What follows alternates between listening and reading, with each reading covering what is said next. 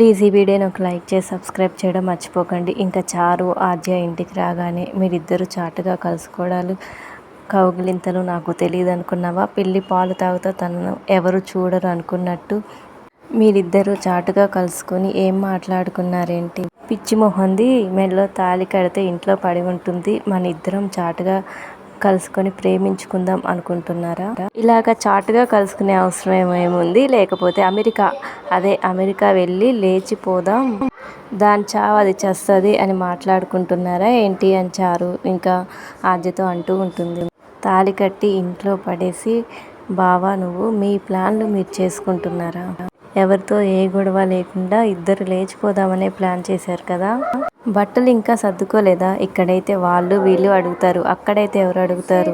పరాయి దాని మొగుడుతో తిరిగినా ఎవరు అడగరు కదా అని చారు ఇంకా ఆద్యతో అంటూ ఉంటే ఇంకా అప్పుడే జానకి అక్కడికి వచ్చి గట్టిగా చారు అని అరుస్తుంది. ఏం మాట్లాడుతున్నావే నువ్వు? అసలు ఎవరి గురించి ఏం మాట్లాడుతున్నావు?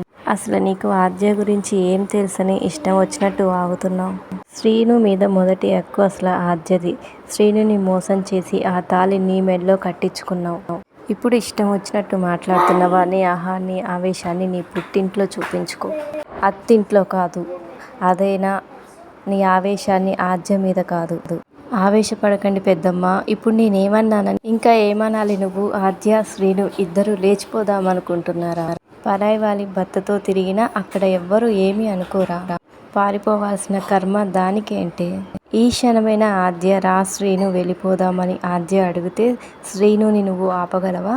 అయినా సరే నా రాత ఇంతే అనుకొని మీరు బాగుండాలని కోరుకుంటుంది. మీ సంతోషానికి తను అడ్డుగా ఉండకూడదని తను వెళ్ళిపోవాలనుకుంటుంది. అలాంటి ఆద్య మీద లేనిపోని అబండరాలు వేసి పిచ్చివాగుడు వాగుతున్నావా? చూడు, ఆద్య మౌనంగా ఉన్నంత వరకే నువ్వు మాట్లాడగలవు అని జానకి చారుతో అంటూ ఉంటుంది. ఆద్య ఇంకా మాట్లాడడం మొదలు పెడితే నువ్వు నీ పెట్టే పేడ సర్దుకొని నీ పుట్టింటికి వెళ్లాల్సి వస్తుంది. ఇంకా జానకి చారుతో ఇంకోసారి ఇలాంటి నిందలు వేసి ఆద్యని మీద పిచ్చి పిచ్చిగా మాట్లాడావంటే ఇంకా మర్యాదగా ఉండదు అని ఇంకా జానకి చారుకు వార్నింగ్ ఇస్తుంది. నిందలు కాదు పెద్దమ్మ, ఆధారాలు ఉన్నాయి కాబట్టే మాట్లాడుతున్నాను అని ఇంకా చారు అనగానే ఏమున్నాయి నీ దగ్గర ఆధారాలు అని చెప్పి ఇంకా జానకి అడుగుతుంది. మీకు ఆధారాలు కావాలి అంతే కదా అని చెప్పి ఇంకా తన ఫోన్లో ఉన్న శ్రీను ఆద్య ఇద్దరు కౌగులించుకున్న ఫోటోని జానకికి చూపిస్తుంది. ఇంకా అది చూసి జానకి ఒక్కసారిగా షాక్ అవుతుంది. ఇంకా ఆ ఫోటోని ఆద్యకు కూడా చూపిస్తే ఆద్య ఒక్కసారిగా షాక్ అవుతుంది. ఇంకా ఏంటి పెద్దమ్మ చూసారా, ఆధారాలు కావాలన్నారు, ఇప్పుడు మీరు చూసారు కదా ఆధారాలు, కాలేజీకి వెళ్ళి ఇద్దరు చేసే పనులు ఇవి అని చారు ఇంకా జానకితో అంటుంది. భార్యని ఇంట్లో వదిలేసి ఇద్దరు చట్టా పట్టాలు వేసుకొని ముద్దులు ముచ్చట్లు ఇలా కౌగిలింతలు చూసే జనం ఎంతకు బరితెగించారో అనుకుంటారు. ఇంకా అప్పుడు ఇలా చాటుమాటు వ్యవహారాలు నడిపించే వారికి ఇంకా వచ్చే ఆలోచన ఎలా ఉంటుంది అని చెప్పి ఇంకా చారు జానకితో అంటుంది. ఇంక ఈ గోల ఎందుకు, ఎవరికి తెలియని చోటికి పారిపోదాం అని చెప్పి ఆలోచన వస్తుంది. ఇంకా చారు ఈ విషయాన్ని నేను ఇక్కడితో వదిలిపెడదామని అనుకోవట్లేదు. ఈ ఫోటో మీకు చూపించినా వచ్చే ప్రయోజనం ఏమీ లేదు. అందుకే ఈ ఫోటో ఎవరికి చూపించాలో, ఎవరికి చూపిస్తే న్యాయం జరుగుతుందో వాళ్ళకే చూపిస్తాను. అందరికీ న్యాయం చేసే పెద్దనాన్నకే చూపించి వీళ్ళ విషయం తేలుస్తాను అని చెప్పి ఇంకా చారు అంటుంది. నా మొగుడితో తిరుగుతావా అని చెప్పి ఇంకా చారు కోపంగా అక్కడి నుంచి వెళ్ళిపోతుంది. ఇంకా చారు ఆగు అని చెప్పి జానకి ఆద్య చారు వెనకాల వెళ్తారు. ఇంకా చారుని ఆపి ఇలాంటి విషయాలు ఆయనకి చూపించడం మంచిది కాదమ్మా.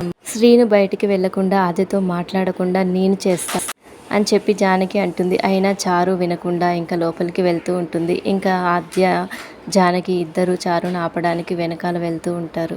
ఇంకా అప్పుడే అటుగా పద్మ పార్వతి వస్తారు. ఇంకా ఆగు చారు అని చెప్పి ఇంకా చారుని ఆపుతారు. ఇంకా జానకి ఆద్య వాళ్ళు ఏమో టెన్షన్ పడుతూ ఉంటారు.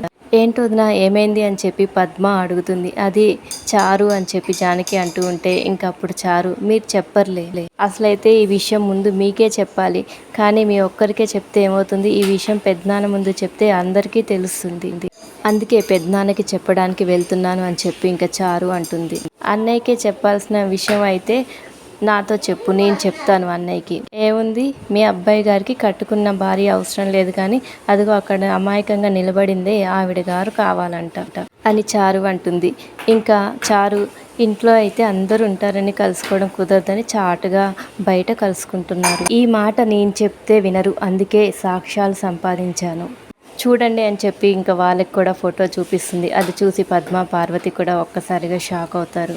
ఫోటో పెద్దనాన్నకి చూపిస్తానంటే పెద్దమ్మ అడ్డుపడుతుంది. ఆవిడ గారికి ఆద్య బాగుంటమే కదా కావాల్సింది, నేనేమైపోయినా పర్వాలేదు, సరే పెద్దమ్మ చెప్పిందని ఈ ఒక్కసారికి ఆగితే ఈ ఒక్కసారితో ఆగిపోతారా, ఇంకెంత దూరం వెళ్తారో అని చెప్పి ఇంకా చారు పద్మకి చెప్తూ ఉంటుంది. ఇది ఎవరికి చూపిస్తే న్యాయం జరుగుతుందో, నా కాపురం బాగుండాలంటే నా మొగుడిని నేను కాపాడుకోవాలి కదా అని చెప్పి ఇంకా చారు అంటూ ఉండు. అయితే ఇలాంటి విషయాలు అస్సలు ఊరుకోకూడదు, నట్టింట్లో పంచాయతీ పెట్టి నా కొడుకు సంగతి దాని సంగతి తేల్చాల్సిందే. ఇంకా జానకి వద్దు పద్మ, వీళ్ళని నేను మందలిస్తాను అని చెప్పి అంటూ ఉంటే మనం చెప్తే మాత్రం వాళ్ళు వింటారా అని చెప్పి పార్వతి అంటూ ఉంటుంది. ఇంకా పద వెళ్దామని అంటూ ఉంటే ఒకసారి ఆ ఫోన్ ఇవ్వు అని చెప్పి ఇంకా పద్మ అడిగితే ముందు పెద్దనాన్నకు చూపించాలి కదా అంటే నేను చూపిస్తాను ఇవ్వు అని చెప్పి ఇంకా ఫోన్ తీసుకుంటుంది. ఇంకా ఫోన్ తీసుకొని పద్మ ఫోటో బాగానే తీసావు కదా అని చెప్పి ఇంకా కోపంగా నేలకేసి కొడుతుంది.